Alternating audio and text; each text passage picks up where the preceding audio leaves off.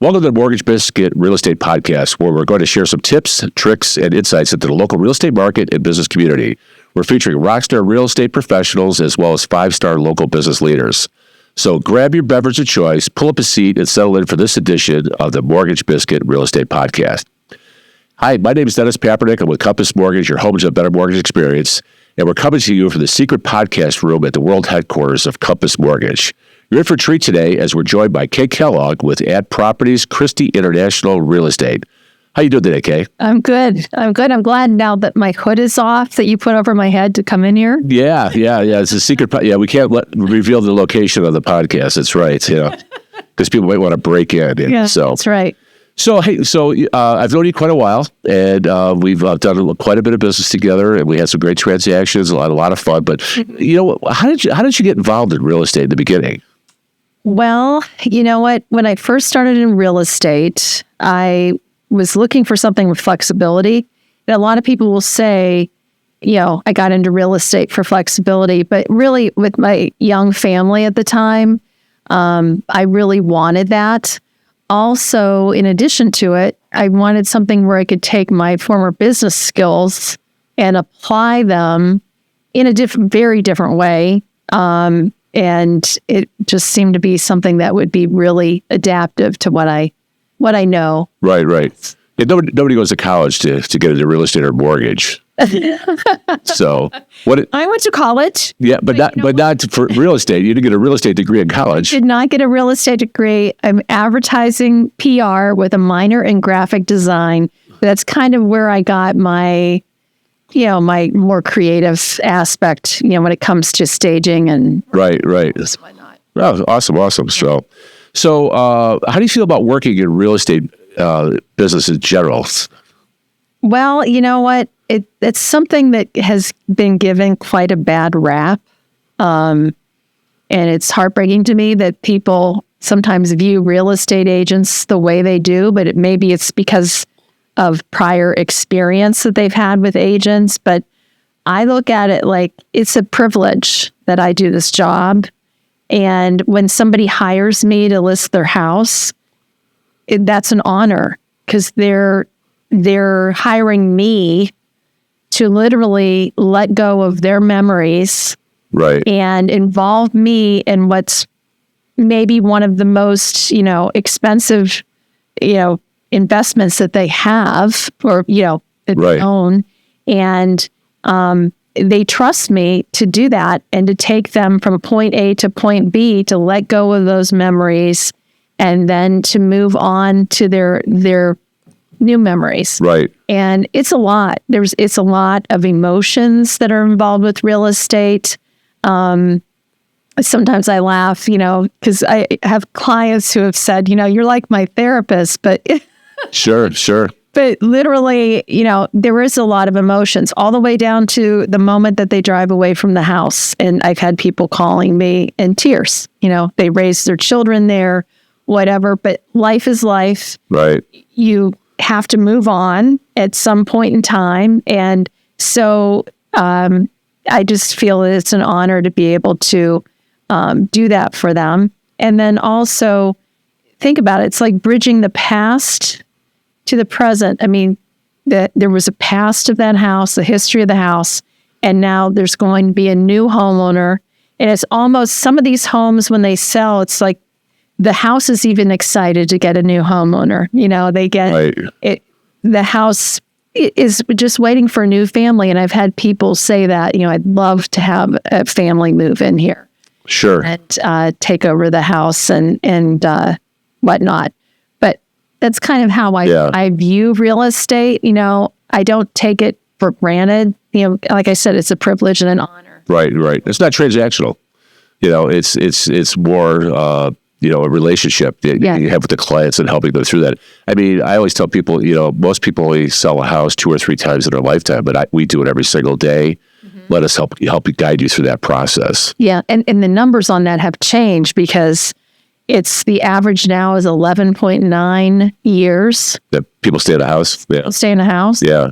And 2 decades ago, it was 6.5 years. Right. So when you think about that, people are staying in their homes longer. There's more attachment. There's more stuff. More stuff. Yeah.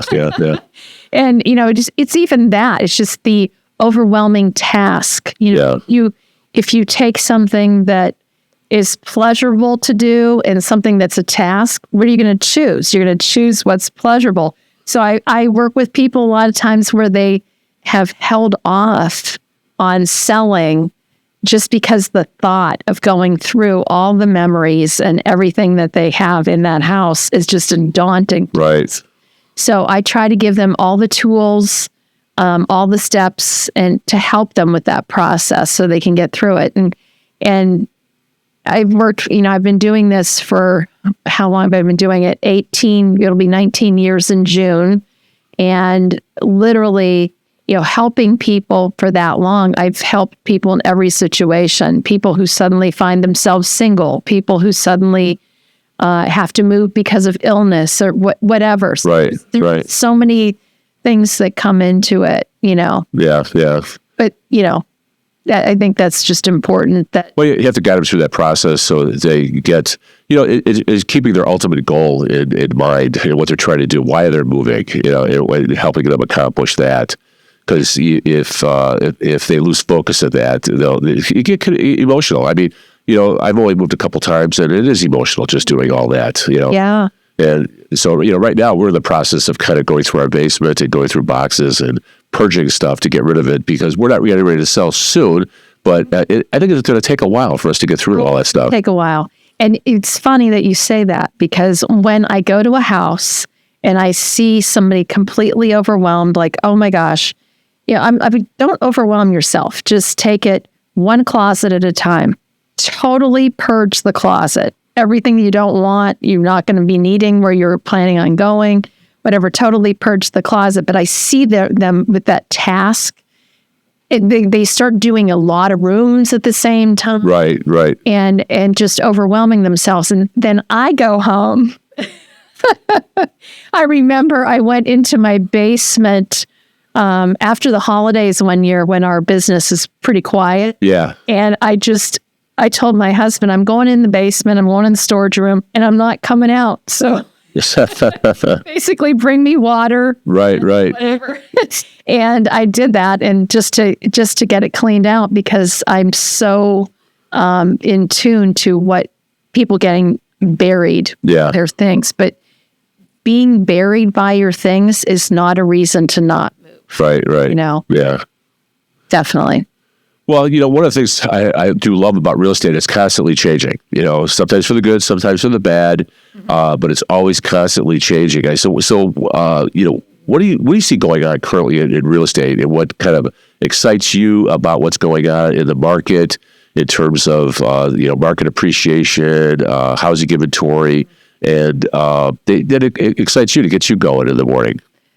Market appreciation's fun. I will say that. Especially when you've put somebody in a house.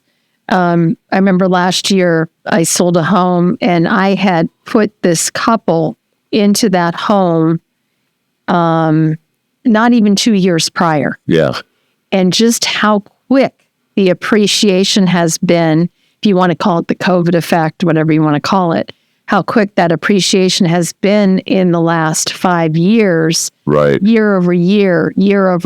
It's been kind of crazy. And there's a lot of reasons for that. But that's exciting to be able to come and tell somebody that, your house value is this. Right. You bought it for 4, you're selling it for 6. Right. It's crazy stuff, There were many years, because I've been doing this for so long. I did it during the downturn. Yeah. And real estate always ebbs and flows. It's just an ebbs and flows business.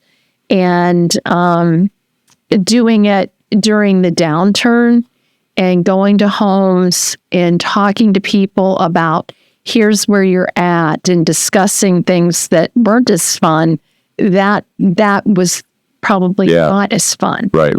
But it's been nice to be able to share the appreciation.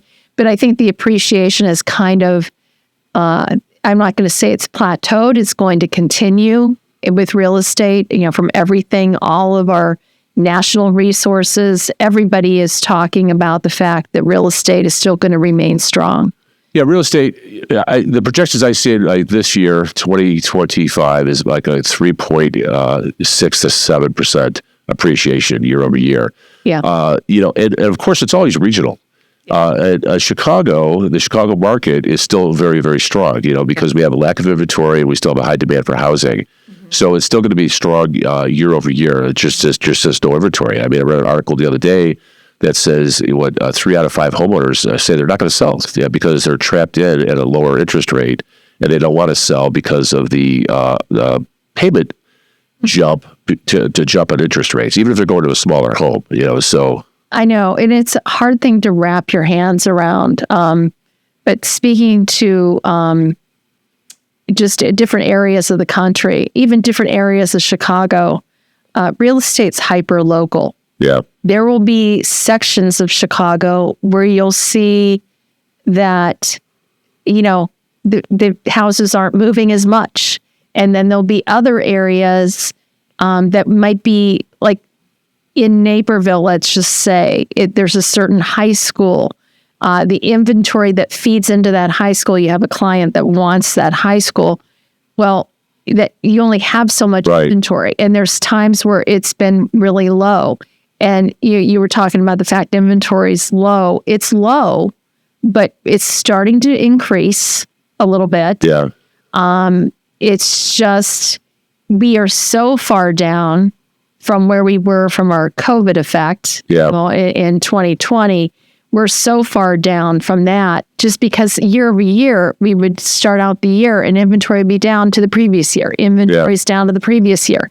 And so it ends up being, quite a bit down. But, with that, there's a lot of challenges. Right. That happen. Well, yeah, the inventory is down. And then what's going to happen is when interest rates migrate down, which they are right now, we're probably at the best levels. We are at the best levels we've been in 2025. We're probably at the best levels between 2024 and 2025 right now in terms of rates. Yes. So and what happens is rates migrate down. All of a sudden, more people jump off the fence and they come back into the market. And then also people now qualify for more home and they jump back in the market. That kind of drives real estate prices up again. So my advice has always been to people that there is a cost of waiting, is because if you wait to buy a house, you're probably not going to catch the appreciation. You're not going to outsave the appreciation the way it is. Yeah, I'm glad that you mentioned that, because the cost of waiting, there's so many things with the cost of waiting. There's the physical cost, the dollars and cents of it, but there's a cost of waiting to not get on with your life. Sure. And what I am seeing, which makes me sad somewhat, I have seen multiple people who are, our grandkids are all in South Carolina and we really want to get to South Carolina.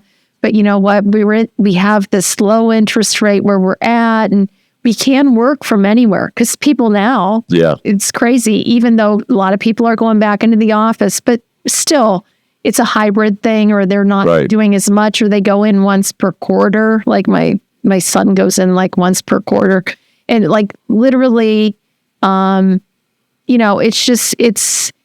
stopping themselves from getting on with their lives. Right. And there has to be a point where you say, everyone is telling us these house prices aren't going to come down. So they're going to continue to go up. Like you were saying, 3.6%. I'm hearing 3 is an average. That's an average. Right. But basically, so they continue to go up. You're not in an advantaged position to wait. Right. But mostly you got to think about yourself and your own health. Right. Your own mental health of just being where you want to be. Right. But I've seen a lot of people hold off, because. Yeah, that's unfortunate. They just put their life on hold, or it makes life more difficult for them. They're missing out. That's my saying. You got one life. Yeah, exactly. The other thing I saw a chart the other day is it showed the appreciation on houses the year you bought it, 10 years later, what the appreciation has been. And for the last 30 years, every year has a positive number except for 1 year. So it's people are trying to time the market, and you can't time the market. You have to have time in the market, and that's how you're going to get the appreciation. And if you time the market, if you want to time it to exactly when it's perfect, guess what? The market's going to be flooded. Yeah, it shifts. So it's going to create a different problem. But I also see, there's parts of the United States where we're starting to get some backup of homes. Yeah. Florida's one of them, right. I was just down there, and it was surprising, in some of the areas, maybe it's hurricane related because they have gone through so much of that. Because now insurances have gone way up, and there's a lot of things, to evaluate and to consider in that. But it's interesting how it's different throughout the United States. Yeah, the articles I read on Florida there's a variety of factors. One is the insurance, the weather-related costs that is in there. Two is the condos are having difficulties these days getting condos approved because ever since that, I think it was Sandy Hill that fell and collapsed, the agencies have gotten real difficult on condos, and they're looking at the contingency reserves and everything to make sure that the condos are healthy and they're taking care of these buildings. You have those problems, and then you have assessments. Your assessments are going up because taxes, insurance, and then see people vacating because of that. And then you have a lot of high percentage of Airbnbs are down in Florida. They're throughout the state. And you see some people starting to flip out of those, and maybe turning them back. So that's good for inventory, but it's creating an excess of inventory in Florida because they had all that inventory sucked out of the market through these Airbnbs and all that. I'm starting to see more limitations on Airbnbs through HOAs and whatnot. Right. Restrictions. So that's something if anyone's looking to buy a property and do that with it, really look into it and work with somebody who knows. Exactly. So market differentiators in the market right now. So with so many real estate agents in the market, although a lot have left, because the market has gotten a little bit thinner in the market. I've seen a lot of people haven't renewed their licenses. So, and you've been around a while. So what sets you apart? What's your differentiator? I've been around a while. Yeah. You got sticking power. And I really, when I started, and then it tanked. Yeah. 2006, and then boom. So, I have seen a lot of changes in the real estate world. My differentiator is all the things that I do for my clients. Just how I treat this whole process. Right. And with strategizing, this is from the buy end or the sell end. Because from the buy end, I always sit down with buyers and I have a consultation with them first because I want to be able to talk to them about everything that's out there because there's so much right now. Sure. Especially if you're dealing with a first-time home buyer. And then for sellers, same thing. I mean, strategically, how are we going to introduce your house to the market? Tell the story of your home because, there's a lot that goes into that. Yes. It's just not, I have found that there's so much more now that when I go on initial appointments with people, I am there for hours just trying to learn the house, learn what their goals are. Yeah. But I think it's important to be very driven to want to go through this process because it's not easy to do, but I can certainly guide you through. And that's where I would say of course, I can't give all my secrets away. Sure. But, as far as differentiating myself, I don't pretend that I sit in a different lane. Some real estate agents might say, "Oh, I can be your lender too. I can be your stager too." And yes, I have my staging designation. I'm very familiar with all these things. But Dennis, you work in lending all day long. Yeah. You're the professional. That's your lane. I'm the professional marketing houses. That's my lanes. Right. When it comes to staging, it's an evaluation if a house needs it, if the clients want it.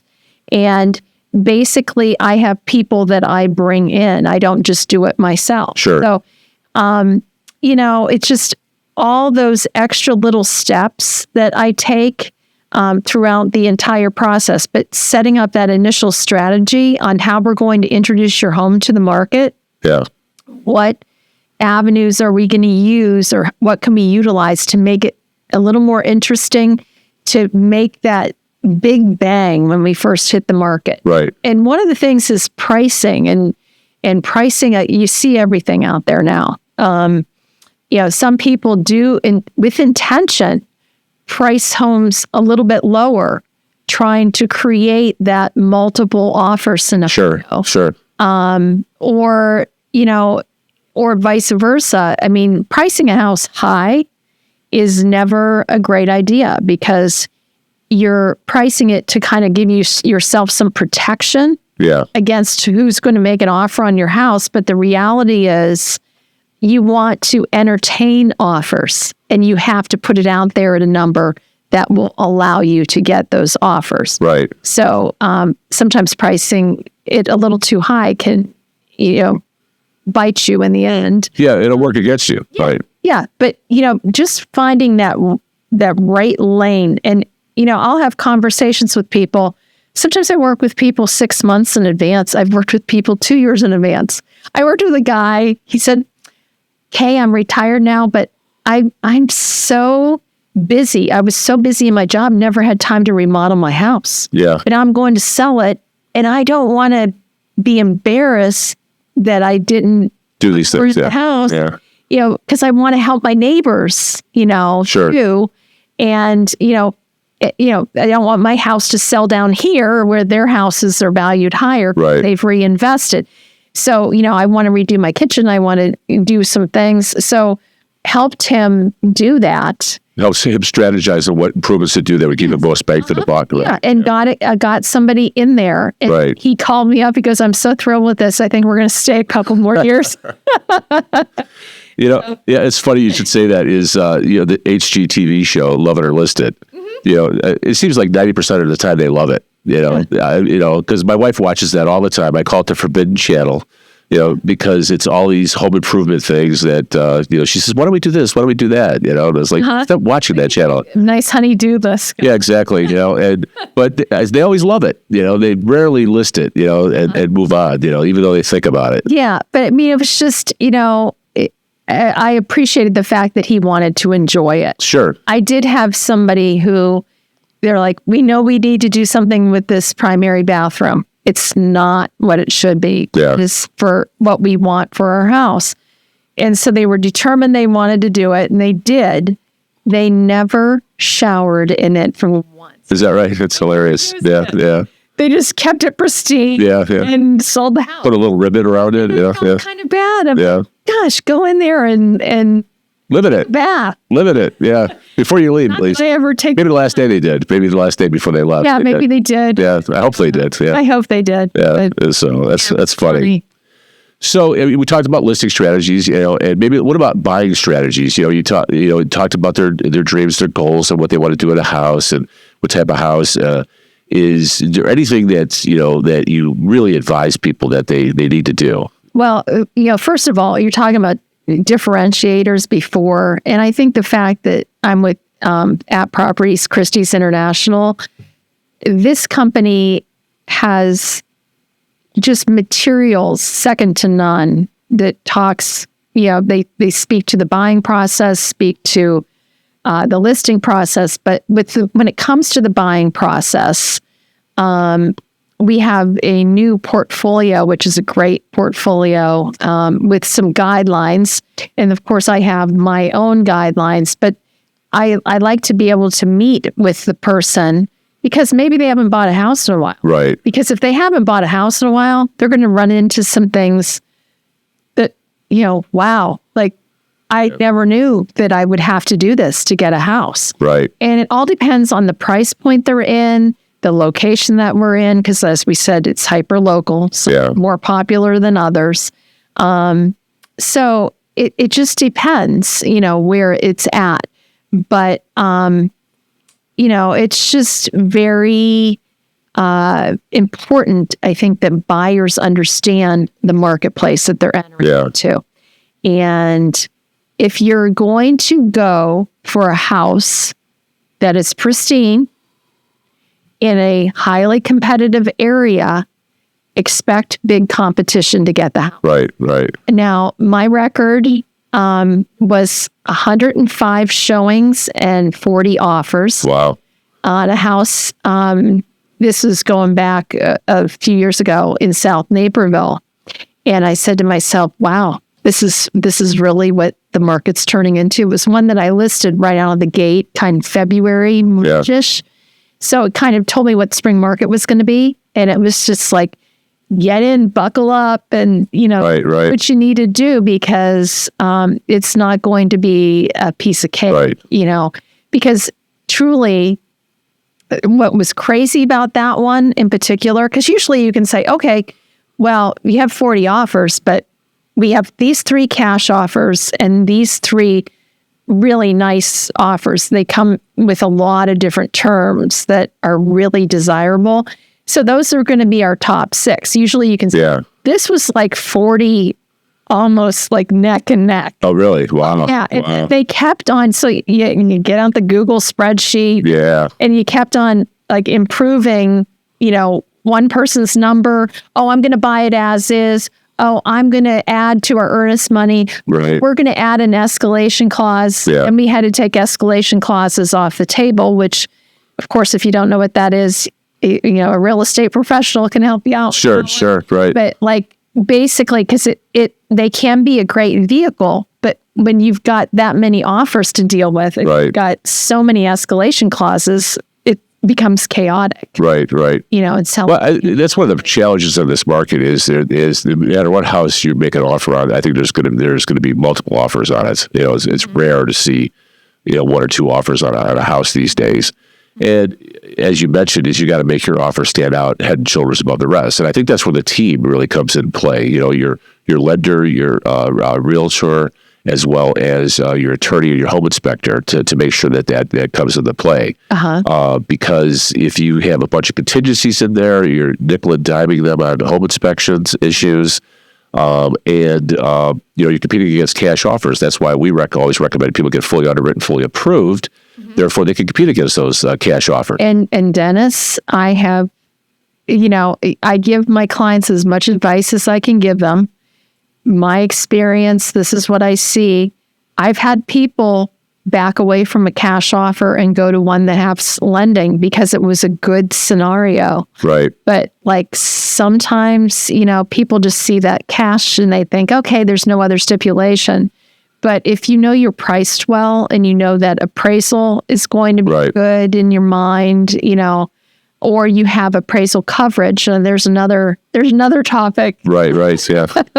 Appraisal coverage. People are taking notes. They're writing it down. They're taking notes. Yeah. But, again, talk to your real estate professional. They can help you through that. But it's amazing to me how many people offer the coverage, how many people escalate over list prices and that kind of thing. It's been very interesting. And no house is the same. Right. So if you're like, what gets you excited? Well, the fact that every transaction is a little bit different. Yeah. Probably. Yeah. Right. Things always come up. It's just, there's, I always say there's multiple negotiations of the purchase of a home. You have the initial offer.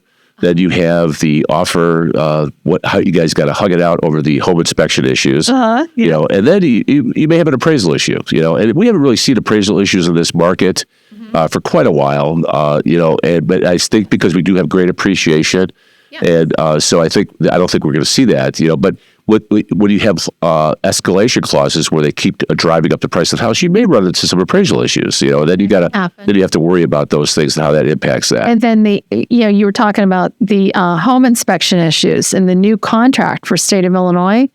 It has included in there, we've got the buying as is, but making no requests.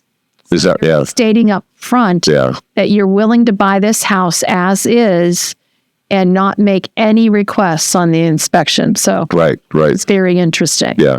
Well, people are still free to do the inspection. They should, especially for the major issue. Never buy a house without an inspection. Right. Right. Although I've had people say to me, "Okay, we really feel it. We really want to waive the inspection." And I try to advise them not to. I had one that waived it, totally fine. But it was new enough construction, all the components, we were able to verify everything was new. Yeah. Yeah. So I think that's where it was comfortable. Right. You know? Well, good. So that makes it. You got to get out there and fight. For these houses these days, especially if they really want one.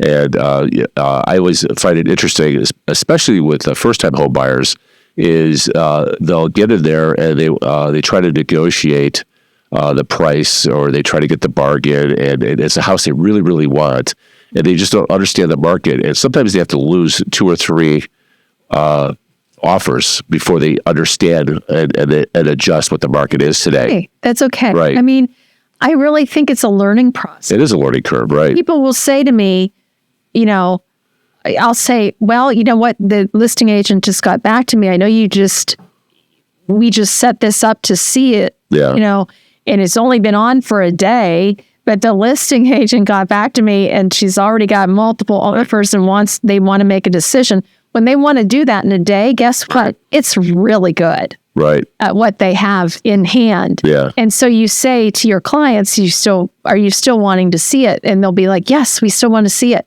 But you've got to be ready to jump, if indeed you like it. But and sometimes paying a little bit higher, over time it's going to be fine. yes. But if it's really the house you want, you have to be comfortable with that. And, sometimes, like I said, people, experience is a great teacher. But somebody else's experience is a lot cheaper. They lead on your experience. Yeah. And sometimes they'll listen, sometimes they won't. And you know what? Just, being able to get a house that's in good condition and it's had a lot of things replaced, I think that is a great thing. Because, if you're moving into a house and you need to still do a lot of stuff. Yeah. You just become very cash poor. Right. There's a big thing with getting that house, maybe, finding something that really does meet all of your needs and not having to put a lot of cash outlay out there initially. Right. Other than just, strictly furniture or a few things that you're going to. Yeah. I've got a client right now who's looking at a house, and it needs love. It needs some love. And they've got a sizable down payment. Yeah. And I just said, hey, put less money down, keep that money out so you can do the repairs. No, we'll do the repairs over time. And I'm like, I don't think that's a good idea for you. Mm-hmm. It's not, I'm trying to get them a larger mortgage. I'm saying mortgage interest is cheap. It's the cheapest little strategy. Yeah, keep that money out, and then you'll have the money for the outlaws of life. If you have a problem with the furnace, the hot water tank. Outlaws in life are costing so much more. Oh yeah. I mean, HVAC and just everything. It's amazing how expensive. Right. So keep a little bit out, but they're hyper focused on payment. Yeah. Than what the lowest payment possible. Because they were renting and they had a below market rental price that they were paying before. Yeah. So they were enjoying that. But what happened is the owner of their property sold it. Sold the house, it was a multi-unit, and sold it to somebody else. Mm-hmm. And that new landlord, jacked the rent on them. So they were paying a sub-market rent. And so they were enjoying that. So now they're looking for a house at that sub-market rent price. You told me about this one. Yeah. Yes. It just doesn't work out. The market will level out eventually, and that's what happened to them. You were fortunate enough to have the landlord before that didn't realize the deal he was giving you. If you think it's too good of a situation, right, probably is. Right. Yeah. So I'm just trying to help them through that, because I don't want them to come back to me in a few months or a year that they're having troubles, because they had all these things go wrong in the house and all that. So yeah, but people will take the advice or they won't, and I love on them anyways. We'll help them through that, all that. So So market insights. So what current trends? We talked about the inventory and stuff. Is it a good time to sell? It's an excellent time to sell. If you want to get top dollar right now, the areas, western suburbs here, it's pretty much an excellent time to sell. Yeah. Because you are going to get top dollar for your house. I really do think you will. And people will say to me, how long do you think this will last? Aren't we going to be able to get top dollar, a year from now? Or isn't it even better a year from now? Well, yeah, it's going to be better, but it's still got the unknowns attached to it. Right. I'm like, here, let me get out my crystal ball. Right. Rub my crystal ball. Right. and tell you what things are going to be, because that's what you're asking me. I have an idea how things will be, but everything can be all of a sudden. Sure. Can change. Things can turn around. Inventory levels can increase. Your seller's market, which we're in right now, appear to be in mostly, except for Florida, some of these other areas we're talking about. And in Florida, also another thing I will tell you, it's hyper local too. There's areas and certain places where it's good, but it's crazy how it is. But it's when it's a good time to sell, it's a good time to sell. When you are feeling like I need to downsize. I have a family situation where I don't want to do steps anymore. Sure. My kids are grown and flown. They've been grown and flown. I don't need the school districts, right. taxes for that. I hear a lot about taxes too. Yeah. Sure. Yeah. But you see, what people don't realize is you move somewhere else and it's put into a different bucket. Yes. Yeah. You got to look at the totality, right? Yeah, the totality of everything. No, totally. So that's also very interesting. But yeah, so when it's a good time for you to sell, it's time to sell. I think that's key. When it's a good time for you to sell. Yeah. Don't put off your life. Don't wait. Don't strategize. And you have the motivation. Because right for you. If you move someplace else, you're still going to get that market appreciation, wherever you move. You're not going to miss out on the market appreciation, but you're going to miss out on life. Yeah. And the same thing with buying. If you need to buy, when's the best time to buy now? When you're ready and you're able to afford it. Because if you wait, you got the cost of waiting. You might be chasing a higher price. I see people all the time. Somebody I've worked with for quite a while. Same thing, but I have multiple people. Yeah. And things have just gone up, increasingly gone up. And they're just like, I can't believe these prices. But they didn't take advantage of it. And I know they want to kick themselves that they didn't take advantage of it when they... Yeah, they regret, and then you got to move on. You can't keep looking backwards because you have to look forward on what you're going to do. I mean, I'm sure we all have tragic stories of people what's happened. One of my the ones I regret is had a young kid was living at home with his father's divorced parents. And he was going to go buy a townhome, and he had 10% to put down. And this is just, COVID was letting up, so we had him locked in at 3.5% on this townhome with 10% down. And his dad had him go talk to a financial planner, and the financial planner said, no, you should wait till you have 20% down so you don't have to pay mortgage insurance because that's a waste of money. The PMI is so inexpensive. It was so inexpensive. It was like $23 a month on this because he had great credit. Yeah. So it was very low. And I said, this is a horrible strategy. Let me talk to the financial planner. And his financial planner would not talk to me, because, I have a background in accounting, former CPA. And I said, I could talk the talk. Let me explain to him, you've got the gift of COVID. It's still giving you a low interest rate. Yeah. And you will never be able to afford this townhome again. This is a once in a lifetime shot to buy this townhome because he was just barely qualifying. And he chose not to buy it. And I talked to him later after that, and he was very regretful that he didn't buy it, It's heartbreaking. It is, and because he just got bad advice. I always tell people, watch where you get your advice from. If the financial planner is maybe good at finances, but maybe doesn't understand real estate. It's just like an attorney. A real estate attorney understands real estate, and a litigator attorney understands that area as well. Yeah. It's funny how people where they get their advice from. I have a a saying about it. There's a lot of comparison, the comparison thinking is what I call it. When you call me to your house because you're like, Kay, I can list my house, and I saw that you just sold X, Y, and Z house down the street for X. Yeah. Okay.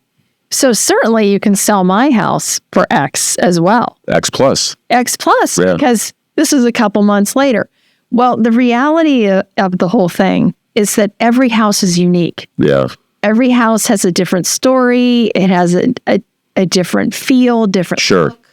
Unless you bought a same model house where every single house was exactly the same and decorated the same, we make our houses unique. And, you know, I can't say that something's going to sell for the exact same amount because it just doesn't work that way. And that's the one thing where there will never be a time that people have bought some homes online during this whole COVID thing and done virtual tours and got houses. They've also been upset when they've got to the house. Yeah. And then other times they were thrilled with the house. So you just don't know, but you just kind of have to see, feel, smell, use your senses and to see that house, because there's something about seeing it physically versus looking at it online. So as much as people do shop online and they start, the whole process begins on all of our consumer websites. Sure. But the reality is when you engage with a real estate professional, you'll get even more of an advantage, hear about properties before they hit the market. Right. Mm-hmm. Well, it's the other interesting thing about, I don't know if you saw the stat the other day, but first-time homebuyers are averaging at the age of 38 now. 38 years old. First-time homebuyers. In the 90s, it was in the 20s. So people are waiting longer and longer to buy houses, and they're probably the wealthiest they've ever been when they do buy a house. And so it's just, and I think that because that's what continues to drive up housing prices. But, you have millennials, and it's the older millennials that are starting to buy houses. But the average age right now is about 38 to buy a house. Wow. Yeah, it's. Wow. I think I was on house number, oh God, I don't know how many houses in. Is it 3, 4? He's 38. Yeah, I forget what I was at as well. So. It's just funny. I mean, I used to work with a girl years ago who she had moved 11 times with her parents growing up. Oh. She was the most well-adjusted person. You put her in a room, she could talk to anybody, do anything. Yeah, she learned how to make friends and whatever just from all of those moves. It was really good for her. And you know what she does now? She's a real estate agent in San Diego. Yeah, helping them. Well, that's awesome. Yeah. So, where do you see real estate in the next 3 to 5 years? What's your opinion on that? I think we're still going to see real estate increase. As far as values, just consistent increase, but it's going to not be this 15%. It's going to be the 3%, the consistent steady Eddie. Steady Eddie. Yeah. As far as homes go, I think we're going to see a lot of creative types of housing, mixed use housing with condos and shared spaces and whatnot. That's going to become more of a trend, especially for the urban areas. And I just see that being a trend, throughout. The single family home will never go away, though. Right. That family home, the one that you pose in front of with your, with your dog and your. Sure. Well, I see in Chicago, one of the things they're trying to do is bring back AUDs. The auxiliary unit dwellings, maybe above the garage or attached to the home, to try to create more housing and more affordability, because now you have rental income to help you qualify. Yeah. You know what? They call that, from my clients who are trying to move southbound, they're South Carolina, Tennessee, but South Carolina, they call it a frog, family room over the garage. Okay. Oh, that's interesting. So Yeah. it's an additional space, but that term is used all the time down there. But it's an additional space that can be used however. Sure. Just more auxiliary spaces. The home office has become so important because Oh, yeah. Yeah. hybrid or however it is, you're going, even if you don't have both parties, if they're both employed, Right. children staying home longer, so they may need a home office. Yeah. I mean, it's that whole COVID thing with both my kids finishing college or one finishing college in the middle of college, Yeah. us in 2 other rooms working. Oh my gosh, that was crazy. Well, it's funny. I have a client who works remote, and so she ended up buying a house on a lake in Minnesota, and almost like a log cabin type of Oh, place. wow. Okay. And That might be a little too remote for me. well, what ended up happening is she could not get good enough internet, Oh, and so she's moving back.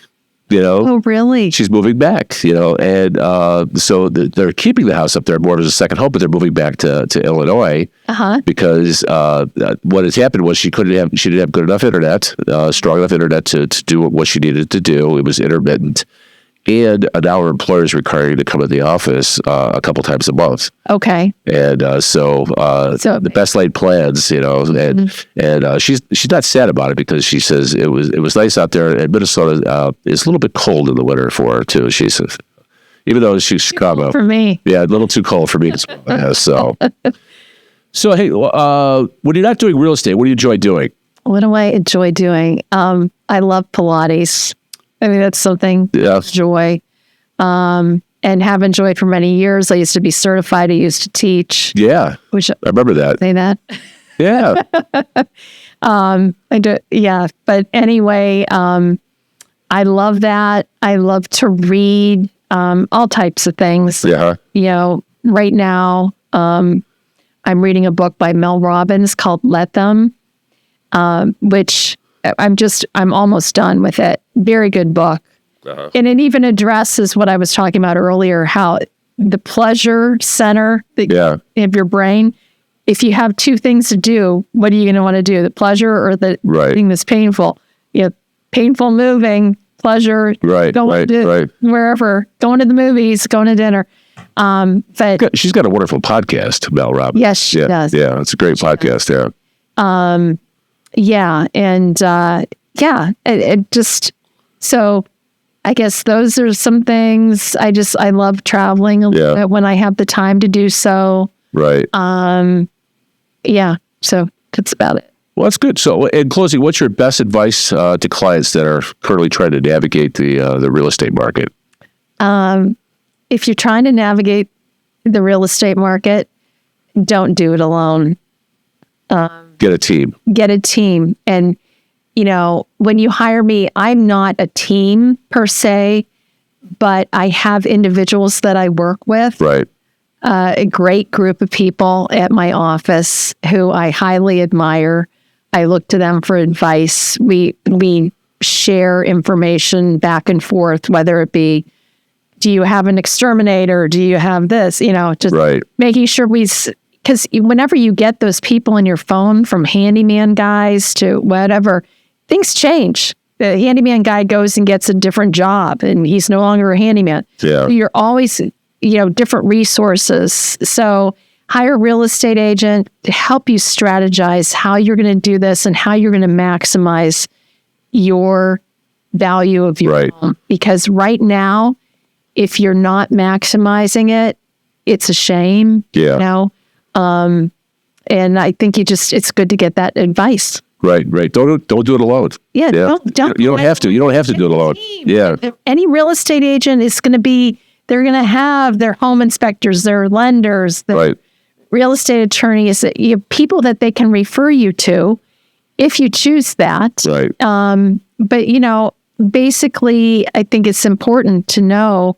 And like I said, I like to work with people just stay in their lane, and they're experts and good and home stagers. I can't say enough about how hard home stagers work. They bust their tail moving things in and out of your house, and you know, and that is if you're wanting that. Right. Sometimes people want that, and they have an empty house. I had somebody that called me like, we no longer need our house. We haven't lived here in a while. Yeah.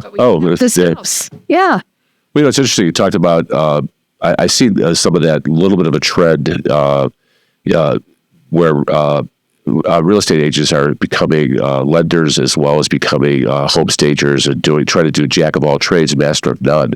And, you know, I think it's good to have awareness. Yeah, it's good to know it. But lending is so difficult, and there's so many different nuances to lending these days. It's very difficult to do, just as well as the real estate market, understanding the real estate market, how to price a home, how to get it to sell, how to get it to sell the highest and best price, and how to handle all those other things.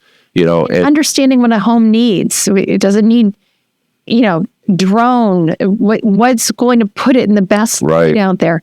I like to say that with at Properties Christie's, we have some of the best print material there is out there for your home and how it presents itself on our site. I mean, it can't look any better. Yeah. So it's very important to involve a real estate professional, somebody who does it every day. Right. Maybe somebody who doesn't, because there's a lot of people that dabble their toe in it, you know. Yeah.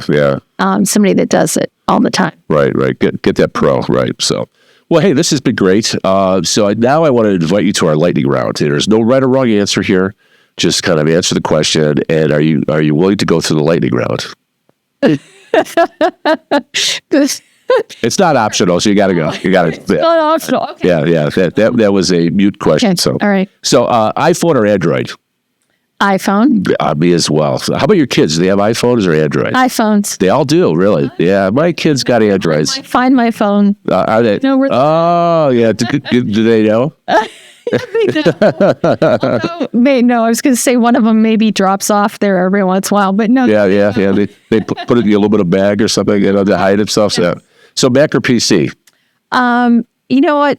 PC, just because for the longest time, I worked off some programs that I needed to have if they were PC related. Yeah. But I understand Mac totally. Okay. I like both.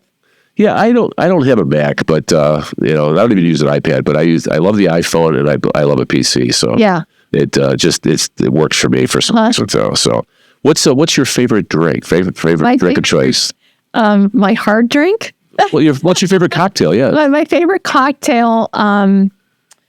Oh God, it would be a lemon drop martini. Oh, is that right? Mm-hmm. Oh, interesting. Yeah, that's probably my. You have some place in Naperville you go to? Your go-to for that? Well, with a knockout martini at Sullivan. Well, yeah, very good choice. That's a fine choice. Yeah. Yes. But like a lemon drop where it's sour, but then you get that little rim of sugar on it. Yeah. Like the sweet. And then, of course, but my primary drink of choice, anybody that knows me would say, is coffee. Oh, yeah. I can't remember what my stats were, my year-end stats for Starbucks. I think it was in 50 stores last year. Oh, wow. Wow. Do you get frequent flyer miles for that? Wait, 33 cities, 50 stores. Wow. Which is crazy. It is. But that's because, you know, I keep going with this job. Yeah. In the afternoon, sometimes I find myself pulling through there at 4 o'clock. Yeah. You know, wherever I am. And, but it's not just Starbucks. I really like to support local. And, you know, local coffee shops here and there. Those are propping up all over the place. And some of them are very good. Yeah. Where I was just at in St. Petersburg, Florida, they just have a local coffee shop every corner. And it's just refreshing to see and kind of fun. But my Starbucks order is a grande almond milk latte with blonde espresso. Yeah. And then I always put cinnamon on top. Those that know me know that order. Yeah, and Starbucks now has opened up the where you put the stuff on it again yourself. Yes. Yeah. How about that? That's kind of recent. But they took that away during COVID. Right. They've reintroduced that, in which more of a fine. I don't want to say fine dining, but no, more of a coffee shop experience where you can have it in the china. Right. The new is it a new CEO? Yeah, I don't know. Yeah. New direction and Right. with their stores. Yeah. I never liked having to explain how much cream I wanted in my coffee. So Yeah, so you liked being able to have do it myself. Yeah. give me a splash of coffee. Yeah. No, you say, how much cream? How much cream do you want? I said, I want it to look taupe. They're like, taupe. I made them think, taupe. What does that look like? Yeah. I have a taupe coffee. Yeah, I want it to look taupe when you're done. So. Yeah, that's funny. Well, great. Hey, thank you for sharing. I appreciate you being here, and appreciate your partnership. And I look forward to many years of doing business together, as well as the podcast coming out and sharing it. To the infinite. Yes. As long as we are able to survive. So, Yeah, one foot in front of the other. but well, thanks. Thank you. That's it. All right.